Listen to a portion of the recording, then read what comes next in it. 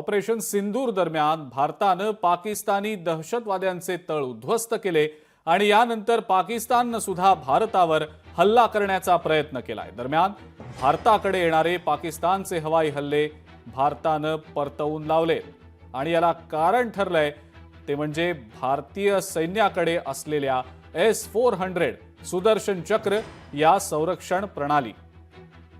भारतीय हद्दीच्या दिशेने येणारे पाकिस्तानच्या टार्गेट्स S-400 सुदर्शन चक्र या संरक्षण प्रणालीनं उडवून लावलेले आहेत।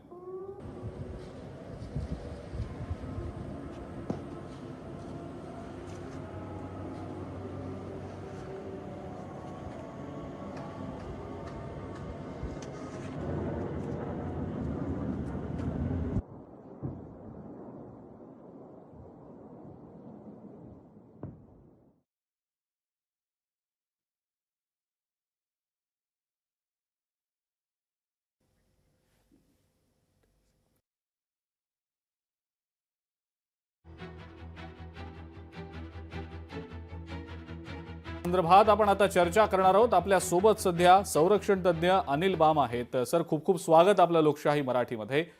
जो हल्ला होतोय अत्यंत नियोजनबद्ध पद्धतीने भारत करतोय आणि पाकिस्तानकडनं जे हल्ले केले जात आहेत त्याला S-400 सुदर्शन चक्र सारख्या एअर डिफेन्स सिस्टीमच्या माध्यमातून सुरक्षितरित्या सक्षमरित्या परतवून देखील लावलं जात आहे। पाकिस्तानचा मुकाबलाच नाही भारतासमोर हे तर आपण सगळेच जाणतो, पण पाकिस्तान तरी सुद्धा कुरापती काढतच आहे। सर, काय नेमकं या सगळ्याबद्दल वाटतं आणि भारतानं जे सुरक्षा कवच S-400 च्या माध्यमातून तयार केलेलं आहे, जे तैनात केलेलं आहे, त्याबद्दल देखील आपल्याकडनं जाणून घ्यायला आवडेल। भारताने जसं तुम्ही म्हणाला की S-400 वापरून त्यांचा अटॅक फेटाळून लावलेला आहे। आपण पाहतो तो की जेव्हा आपण 6 आणि 7 मेच्या मध्यरात्री आपण हा हमला केला आणि स्पेसिफाईड फोकस्ड मेजर्ड आणि नॉन एस्केलेटरी टार्गेट्सवरती आपण हिट केलं। त्याच्यानंतर पाकिस्तानला गत्यंतर नव्हतं की ते रिटॅलिएट त्यांना करावंच लागलं, कारण लोकल पॉप्युलेशनचं सेंटिमेंट असं होतं की तुम्ही काही करतच नाही आहे। सरकार आणि सेनावरती त्यांची टीका चालू होती। त्याच्यामुळे आपण पाहिलं की त्यांनी जवळजवळ 15 ते 16 बॉर्डर डिस्ट्रिक्ट्समध्ये त्यांचा अटॅक केला आणि मिसाईल्स दागले होते। आपलं S-400 जे डिप्लॉयड आहे आणि हे पूर्ण कवच आहे, ज्याला आपण नाव दिलं आहे सुदर्शन चक्र। आपल्या कृष्णाच्या वेपन सिस्टमवरती आपण त्यांना नाव दिलं आहे आणि आपण पाहतो की हे कम्प्लीट एअर डिफेन्स डोम आहे। आपण पाहतो की S-400 सिस्टम जे आहे ते जगातल्या one of the best systems आहेत ॲज कम्पेअर टू पाकिस्तान। त्यांच्याकडे ते HQ-9 जे आपण एक डिस्ट्रॉय केलंय, बाकी पण करू। त्यांनी त्यांच्या कम्पॅरिझन ते आपलं सिस्टम कमीत कमी 4 गुणा आहे। जर का नुसतं स्पेसिफिकेशन सांगायचं झालं तर आपलं ट्रॅकिंग कॅपेबिलिटी 600 किलोमीटर आहे आणि HQ-9 ची 120 किलोमीटर आहे। आपण जवळजवळ एका वेळेला 80 टार्गेट्स ट्रॅक करू शकतो आणि 36 टार्गेट्स एका वेळा आपण एंगेज करू शकतो। पाकिस्तानचे रडार फक्त 8 to 10 टार्गेट एंगेज करू शकतात। त्याच्यामुळे आपण पाहिलं की जितके मिसाईल आणि एअरबोर्न वेपन सिस्टम्स पाकिस्तानने दागले होते हे कम्प्लीट आपण त्यांना धुराळ्यात मिळवलंय आणि त्यांचं डस्ट म्हणून ते खाली पडले। ठीक आहे सर, आपण डिफेन्स सिस्टीम बद्दल तर बोललोच, पण आपल्याला थोडंसं अटॅकिंग सिस्टीम विषयी देखील बोललं पाहिजे। ज्या हार्पी ड्रोन्सचा वापर केला गेला भारताकडनं, जी इस्रायल मेड हार्पी ड्रोन्स आहेत, ज्याचा खूप चांगला उपयोग करून घेतला। अनेक ठिकाणी हल्ले केले गेले, स्टेल्थ मोड देखील आहे या हार्पी ड्रोन्समध्ये आणि खूप चांगली वैशिष्ट्ये आहेत। ती वैशिष्ट्ये तर सगळी आपल्याला जाणून घ्यायचीच आहेत, मात्र या ड्रोन्सचा अत्यंत खुबीनं जो वापर झाला सर, त्याबद्दल देखील तुमच्याकडनं जाणून घ्यायला आवडेल। ड्रोन एक फोर्स मल्टीप्लायर आहे आणि अशा मल्टीप्लायर आहे की ज्याच्यामध्ये ह्युमन इंटरव्हेन्शन किंवा ह्युमन इन्व्हॉल्वमेंट फार मिनिमम असतं। काही ड्रोन्स आहेत जे फायर अँड फॉरगेट वाले आहेत, काही कमांड अँड कंट्रोल आणि ट्रॅकिंगनी करू शकतो। हे पर्टिक्युलर ड्रोन्स जे वापरले गेले होते आपल्या याच्यामध्ये, काल पण वापरले, आज पण वापरले, 6-7च्या रात्री पण वापरले। आपण पाहतो की हे सुसाईड ड्रोन्स आहेत।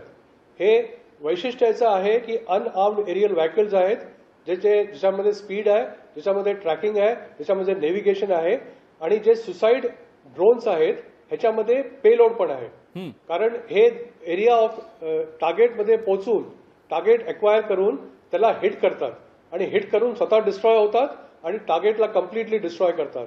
आपण पाहिलंय की जितके ड्रोन हिट झाले आहेत आपल्याकडे भारताकडनं ते खूप इफेक्टिव्ह होते आणि ते कामाकाजी असो का हेरॉन असो का जे बाकी असो ह्यांनी खूप इफेक्टिव्हरित्या आपल्या एनिमीला त्यांच्या असेट्सला त्यांच्या इन्फ्रास्ट्रक्चरला खूप जास्ती डॅमेज पोहोचवला आहे.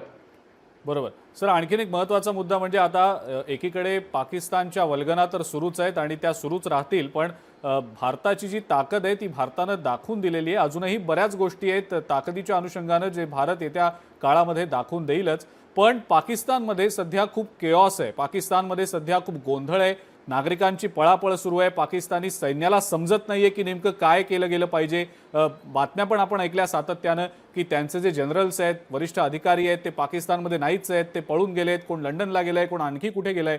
पण या सगळ्या केऑटिक सिच्युएशनमध्ये भारताकडे आहे ती बार्गेनिंग पॉवर जी असायला हवी. बाकीचे देश भारताला आणि पाकिस्तानला हे सगळा जो तणाव आहे तो शांत करण्याचा सल्ला देत आहेत. पण भारताची आता स्ट्रॅटेजिक पॉवर, जी पॉवर आपण पाहतोय सातत्यानं डिप्लोमसीच्या थ्रू आपण घेतलेली आहे, त्याचा उपयोग देखील सायमल्टेनियसली होतोय. आता तर आपण बघितलं की 2 धरणांमधलं पाणी देखील सोडलं गेलंय, वॉटर स्ट्राईक देखील केलं गेलं की काय असं देखील बोललं जातंय. सर, या सगळ्याबद्दल नेमकं काय वाटतं तुम्हाला? जसं तुम्ही म्हणाले आणि वेगवेगळे विषय तुम्ही घेतले, अगदी अचूक विषय होते. नॅशनल पॉवरमध्ये नुसतं मिलिटरी पॉवर नाही आहेत. नॅशनल पॉवरमध्ये इकॉनॉमिक पॉवर येतं, टेक्नॉलॉजिकल पॉवर येतं, मिलिटरी पॉवर तर असतंच. त्याच्याशिवाय फिजिकल एक्झिक्युशनमध्ये हे बाकी सगळे फक्त प्रेरक असतात आणि पूरक असतात. आपल्याला मिलिटरी हार्डवेअर आणि वापरणं खूप जरुरी आहे. एक तुम्ही मुद्दा म्हटला होता की पाकिस्तानचे जनरल्स आहेत ते पळून गेले आहेत. आपण पाहतो की पाकिस्तानची राजनीतिक जे नेते आहेत किंवा पाकिस्तानची आर्मी आहे, असं म्हटलं जातं की प्रत्येकाचं आपल्या घरी एक घर असतं, एक घर इस्लामाबादला असतं आणि एक घर दुबईमध्ये असतं. कधी कोणाला पळून जावं लागेल हे सांगता येत नाही. पाकिस्तानच्या आर्मीची कोंडी एक अशी आहे की त्यांचं अस्तित्व ह्याच्यावरच डिपेंड आहे की अँटी इंडिया रेटरिक किती केलं जाईल, तेव्हाच कोणी त्यांना विचारतं. पण ती स्थिती पण आता पूर्णपणे बदलली आहे. तिथल्या आम जनतेला कळलं आहे की पाकिस्तान आर्मी ही एक करप्ट आर्मी आहे आणि प्रोफेशनल आर्मी राहिलेली नाही आहे. जर का आपण मिलिटरी पॉवर पाहिली तर आपल्या समोर पाकिस्तान लेवलच नाहीये. म्हणजे there is no comparison as compared to what India is आणि काय पाकिस्तान आहे. त्याच्यामुळे तुमचं म्हणणं अगदी तंतोतंत खरं आहे की जे आपण करतो आणि जे प्लॅनिंग आपण केली आहे आणि आपला जो आपण असेट्स अनफोल्ड केलेत ते अजून 10% पण नाही आहेत. आपली केपेबिलिटी ह्याच्यापेक्षा कमीत कमी आणखी 90% जास्ती आहे. आणि ती जेव्हा आपण जसं म्हणतात ना, शंकर तिसरा डोळा जेव्हा उघडेल तेव्हा पाकिस्तानचे डोळे बंद होतील. खरंय. सर, आणखीन एक मुद्दा जो ज्याच्याबद्दल तुमच्याकडनं जाणून घ्यायचं आहे, सीज फायर व्हायोलेशन्सचा जो सातत्यानं पाकिस्तान गेले काही दिवस करतं, याच्या आधी देखील होत होतं.